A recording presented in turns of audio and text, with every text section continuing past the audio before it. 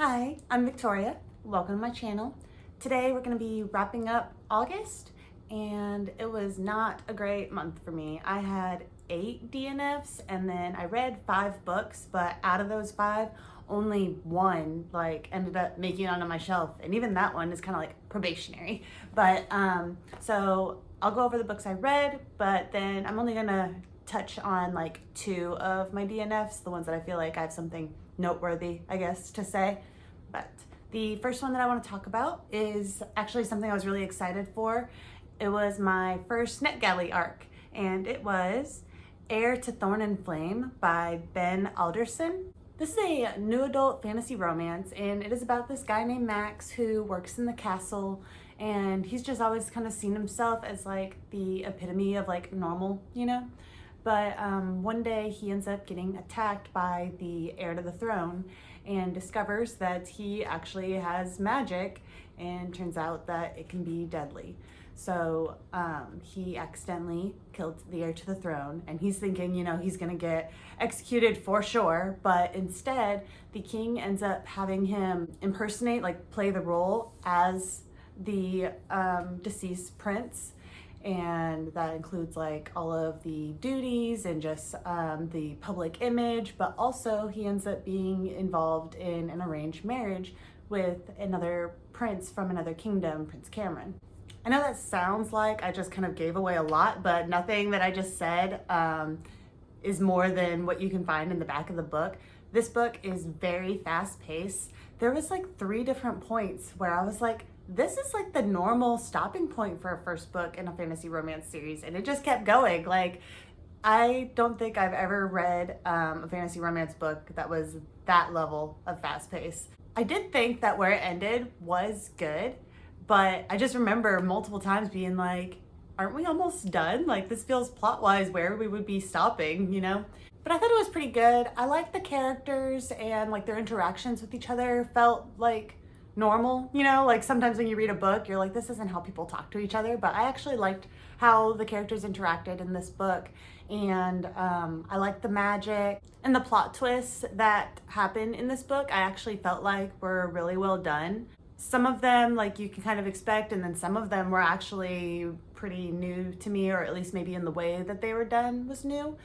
But the only thing character-wise that I didn't like was at the beginning of the book, the main character made some choices that was just full-on stupid. It didn't last very long, but it did impact my perception of him for the entirety of the book, and I had to put effort into pushing the memory of that out of my head so that way I could still like him, because throughout the rest of the book I liked the character, but early on in the book there was a time period where he was just being so dumb. It made no sense. But overall I thought it was pretty good. I think that you might get a little bit of whiplash from how the pacing is done, but there was some interesting directions that the author chose to go in that I think were kind of fresh for the subgenre, and overall the characters aren't dumb aside from that short period of time. I don't think it's gonna be something that I plan to own, but I am extremely picky when it comes to fantasy romance on if I want to own it or not, so that's not surprising to me, but it is something that I would recommend for people to check out. The next book that I have to talk about is my 3rd T. Kingfisher book. It is A House with Good Bones. This is actually my least favorite of her books that I've read, but I could have known that going in, I guess, because the setting isn't really the type that I go for. It's very suburban neighborhood type of thing, and I'm definitely more of a otherworld type fantasy reader, but it was still good. I could tell reading it that it was a good book. It just wasn't one that was for me. But it's about this woman named Sam who gets a call from her brother, and her brother's all worried and it's like, hey, mom seems off, I don't know what's going on. And Sam and her mother have always been really close, so she decides that since she has some break time from work right now, she's gonna go and stay with her for a little bit. And her brother was right. Her mother is very different from normal. Their normally very eclectic and colorful house now has your typical beige walls, and now there's this old Confederate painting that's hanging on the wall from when her grandmother owned the house. And also her mom is a lot more concerned with like what is proper behavior, you know, like you shouldn't be cussing, we need to say grace at the table, you know, like that kind of stuff. And that is all very, very new, and not just new, but like opposite of the mother's like old beliefs, I guess. And so the daughter, Sam, she's just like, what is going on, you know? And so it's very much kind of like a mystery sort of element with like some suspense and everything. And it was interesting to figure out like what was going on and kind of getting like the creepy vibes, like the vibes were cool and everything. But I don't know. I don't want my fantasy characters to have iPhones, I guess. I don't know. I think that's what it is. I just don't like how normal, I guess, it felt. It's not really my thing. So it was a good book. I could tell that it was like well written. And it still had like T. Kingfisher's kind of sense of humor that she has. So that was enjoyable. But yeah, I do plan to read Paladin's Grace from her soon, so I am very much looking forward to that, and I think that'll be more up my alley. The next book I read was Ash Princess by Laura Sebastian, and this is a YA fantasy series about a princess named Theodosia who, when she was like 6 years old, her kingdom got conquered.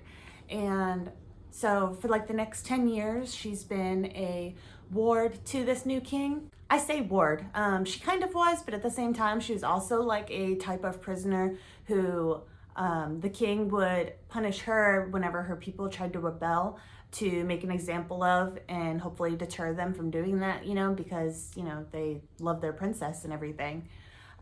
So for these 10 years that she was growing up, you know, she's been hoping and wishing that someone is going to come and save her, obviously. But early on in the book, the king gives her an order that at the end of it, she ends up with blood on her hands. And this kind of forces her to realize that her people need someone to save them. And she is starting to feel like she might be the only one who can do that. This book was fine. There was not really anything to it that felt unique or like that stuck out, I guess. I thought the setup for this book was really interesting, with her being a ward to the new king and everything. And from the back of the book, it makes it seem very political, like in how they word things. Like, there's gonna be a lot of like, they mention like, you know, she's using like her mind as her weapon or something like that. And so I thought it was gonna be more like political machinations and stuff.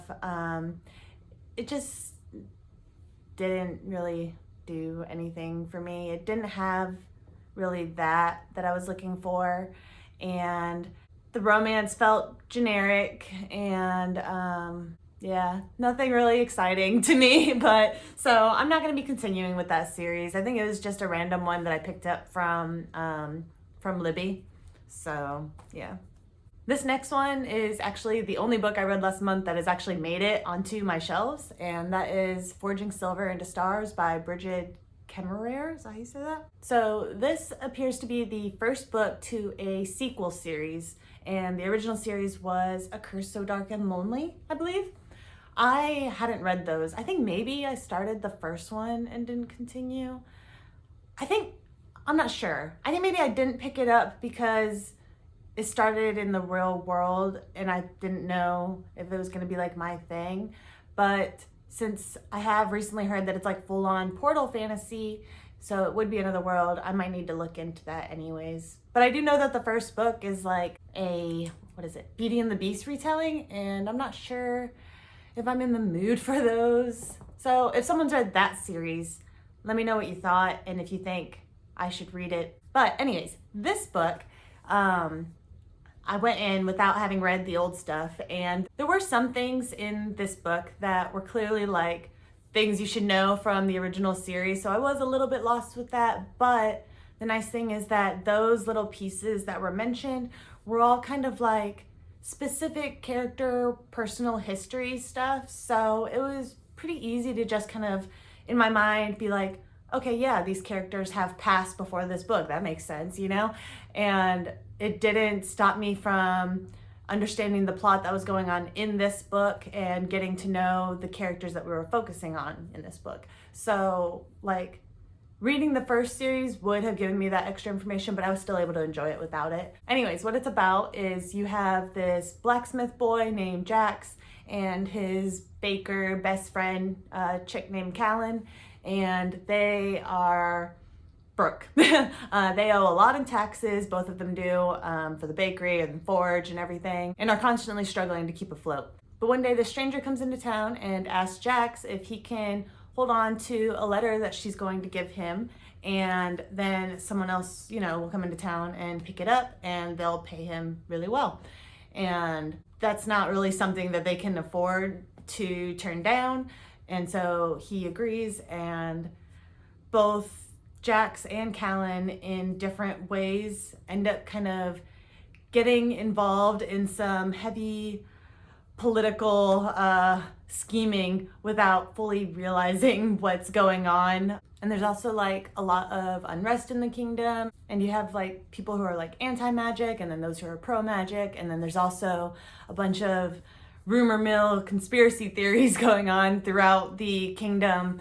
And so it's just kind of chaos going on, and these two characters are kind of getting sucked in and trying to figure out where they stand on things. And I thought it was actually pretty well done. And there is a romantic subplot, and I thought that was pretty good. I really liked the love interest in that. And I felt like the characters felt really solid. Like I could kind of understand their weaknesses, like why they saw things the way they did or why they did the things they did. That being said, I almost DNF'd this book because of one of the main characters. Some of the biases that they had, while I understood it, like where they were coming from, it led to some really stupid decisions and thought processes and stuff that were really making me not like them. And so I almost DNF'd this book, but I held through because I was enjoying every other aspect. And thankfully, it wrapped up good where I was like, okay, they don't stay an idiot. So I'm kind of on the fence about this series. It's not like a favorite as of now, but it was really enjoyable. So I'm keeping it on my shelf right now. And whenever the second book comes out, I'm gonna read that and kind of let that be my deciding factor on where I stand with the series, I guess, and if it's gonna stay here. But yeah, so if anyone has read A Curse So Dark and Lonely and that whole trilogy, I think it's a trilogy, let me know if you think that sounds like something I would like as well. The final book that I read last month was Court of the Undying Seasons, and that was by A.M. Strickland. In this world, there are vampires, and they kind of like rule over the humans because obviously they're more powerful, But in order to like increase their population and everything, since they can't have kids like how humans can, they do like this drawing. Like basically they go around to a handful of towns every year, and was it every year? Approximately, something like that. They go around to a handful of towns and basically have the young adults, I think it's like late teenagers to early 20s, something like that, have them draw lots and see which one is going to go with them to their city and attend like this vampire school, I guess you could say, to see if they have like what it takes, and if they pass, then they end up through like this whole ceremony thing becoming a vampire. Our main character is this chick named Finn, and the story kind of starts off during one of these drawings in her town, and she like saves her friend from being the one that draws the lot to have to go and try to become a vampire, and sacrifices herself in that place. So she ends up having to go to, it's called like Castle Quartzheart or something like that. It's an awful name, but so she ends up going there, and they have, then it becomes like a magical school type of thing. They have like all these classes and basically factions of vampires and everything.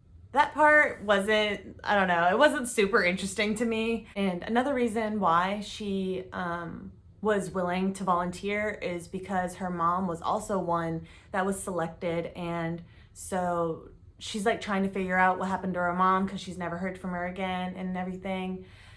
She doesn't know if her mom became a vampire or died, or if you are one of these selected ones and then you don't pass and become a vampire, then you become what is a thrall, which is just like a human that is constantly like under their spell, basically a zombie, I guess you could say. They just smile and follow orders and let them drink their blood and don't really have a life or personality or anything. And so that's kind of like the risk of not passing this whole like vampire school thing. But she's trying to figure out what happened to her mom, and there's also a love interest. And I felt like the love interest was really well done in certain aspects, and then in other aspects is like they could have done more. I don't know. Overall, it was like an okay fantasy romance for me. I think it's a standalone though, so that was nice. You don't see those very often, I feel like. Without going too much into detail because I don't want to give spoilers, there was like one or two things that I felt like were plot holes and didn't make any sense why those things didn't get explored, or why things went in directions that they did. But there was some like unique things that I found really cool. And overall, it was enjoyable. I don't think I would reread it again, but if someone was looking for like a vampire story, and they also enjoyed the romance aspect, I think that that would be a really good one to go with. But yeah, so those are the 5 books that I read last month, and then I did DNF 8 books. I'm going to talk a little bit about 2 of them, but the other 6 were just Mountains Made of Glass, The Bone Witch, The Runaway King, All the Stars and Teeth, The Princess Beard, and The Witch Collector. But the 2 that I want to talk about are Echo in Time and Tomorrow and Tomorrow and Tomorrow. Those 2 made me so sad. Okay, so Tomorrow and Tomorrow and Tomorrow, that's by Gabrielle Zevin. I was so excited for this book. It's not fantasy, but I had heard such amazing things about it, and it could be great. I don't know, because I stopped after like a chapter, I think. Maybe less than that. So this makes me feel bad. So when I was in like middle school, that was when like John Green became huge, right? And everybody was reading Looking for Alaska. My first one was An Abundance of Catherines and all that stuff. But he has a very distinct writing style, and in my mind, because of like when I read those books, it just became associated for me to be like angsty teen books. And that's not, I don't think, true. And even if it is, that doesn't mean that they're bad, but it does make me feel too old for them. But my point is that Tomorrow and Tomorrow and Tomorrow, the writing style and the kind of characters and their thought processes and stuff that I got in just the first chapter reminded me identically of that. I felt like I was reading a John Green book. It just really felt like I was getting thrown back in time and was like angsty 14-year-old me, you know?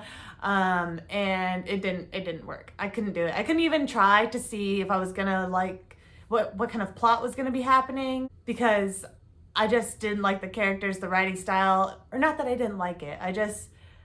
It felt like it was for a kid. Not because it was, but just me. Like, it was just me. But yeah, I was sad about that one because I know it's so popular, but I couldn't. But the other one, I actually can recommend for you guys, even though I didn't like stick with it for me. And that is Echo in Time by Lindsay Sparks. Stumbling over my words. But Echo in Time is a new adult. I think she's a master's degree student, so I think she's like 24, something like that. Fantasy romance, and it is like, when you think of like fantasy romance series, it's like a specific style of book, right? And so not just like a fantasy with a romance subplot, like it's integral to the story. And so when I think of those books, this is probably the one with like one of the ones at least with like the strongest writing style and like the plot was really interesting, and I did enjoy all of the main characters that I met. It was honestly a really good book, and I was really enjoying myself. There was just one thing that made it that I decided not to continue, and it might not be an issue for you guys. So, oh, I guess I need to tell you what the book is about, kind of. It's about this chick who, she's like a master's archaeology student, and she's been having these like strange dreams that appear to be kind of real, like memories or predictions and things like that. And she's like, what is going on, you know?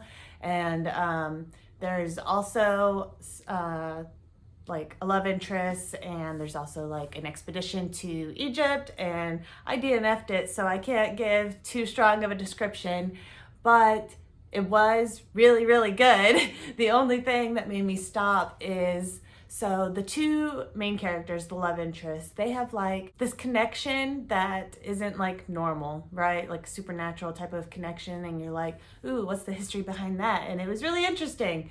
The thing that made me stop is that right off the bat, when they meet, every interaction that they have, like this girl, they'd be having like a perfectly normal conversation, and she would start looking at him, thinking about how hot he is, which totally fine, you know?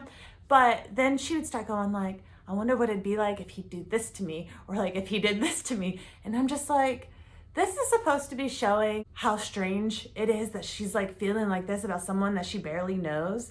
But all it's giving me is that she really, really needs to get back in the dating game. Like, she's been in her books too long. Like, it didn't have the right effect. I feel like it would have made more sense if it was like, you know, I barely know him, but like, I feel like I can tell him like these secrets, or like I trust him, or like, I don't know, if they kissed and it was like, it felt like home or something like that. Like, I feel like there was ways that this connection between them could have been done so much better than just being like, I just met him, but I wish he would do these things to me. And I'm just like, you don't have to have some supernatural connection to be thinking like that. But anyways, aside from that, if you can look past like a few scenes and stuff of that, because it wasn't like all the time or anything that this was going on. So if you can look past a few scenes like that, this was a really well written book with like really enjoyable characters that weren't like immature and everything. So I do recommend, just for like specific people who can ignore specific scenes, or if it won't bother you at all, you know? But yeah, so that's all the books that I have to talk about from my August reading. I hope you guys enjoyed, or maybe found some recommendations for yourself. Thank you for watching. Bye.